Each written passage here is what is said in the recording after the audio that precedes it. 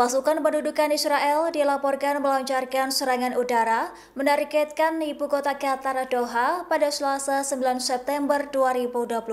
Beberapa ledakan terdengar di sejumlah titik kota dengan menargetkan seorang pemimpin Hamas yang berada di markas di wilayah Doha. Dalam rekaman yang beredar di media sosial, tampak kepulan asap hitam membumbung tinggi di area sekitar SPBU di Qatar. Di dekat lokasi itu terdapat kompleks perumahan kecil yang sejak awal konflik Gaza dijaga ketat oleh pasukan Emirat Qatar. Israel mengklaim serangan tersebut bertujuan untuk menargetkan pemimpin Hamas yang diduga berada di Doha. Perlu diketahui, Qatar dan Mesir berperan sebagai mediator gencatan senjata di jalur Gaza, mengecam keras tindakan tersebut sebagai pelanggaran kedaulatan. Menurut sumber Hamas, anggota tim negosiasi gencatan senjata berhasil selamat dari serangan tersebut. Pemerintah Qatar menyebut aksi Israel ini sebagai tindakan pengecut sekaligus pelanggaran hukum internasional. Juru bicara Kementerian Luar Negeri Qatar, Majid Al-Ansari, menegaskan bahwa serangan itu menargetkan tempat tinggal anggota biro politik Hamas di wilayah Doha. Sementara itu, Israel mengincar tokoh senior Hamas termasuk Khalil Al-Hayya.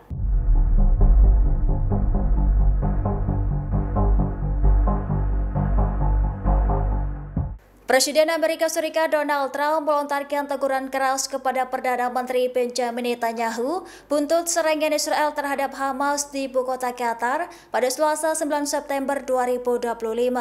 Langkah sepihak tersebut membuat Donald Trump murka dan menyatakan ketidakpuasannya terhadap strategi Israel melakukan serangan. Dikutip dari tribunnews.com, serangan Zionis terhadap ibu kota Doha menewaskan 6 orang termasuk warga sipil setempat dan anggota delegasi Hamas. Di antara korban terdapat putra pemimpin senior Hamas Khalil Al-Hayya yang tengah berada di Doha untuk membahas proposal gencatan senjata.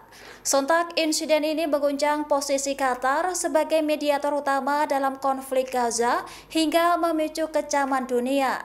Pemerintah Qatar menyebut serangan Israel sebagai tindakan kriminal dan pelanggaran nyata terhadap hukum internasional.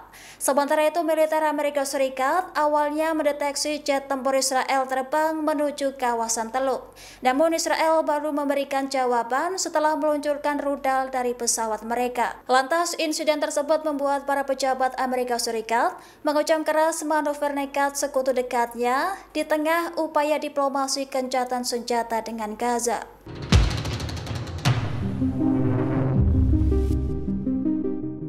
Serangan Israel terhadap ibu kota Doha di Qatar yang menargetkan para pemimpin Hamas memicu kemarahan dunia.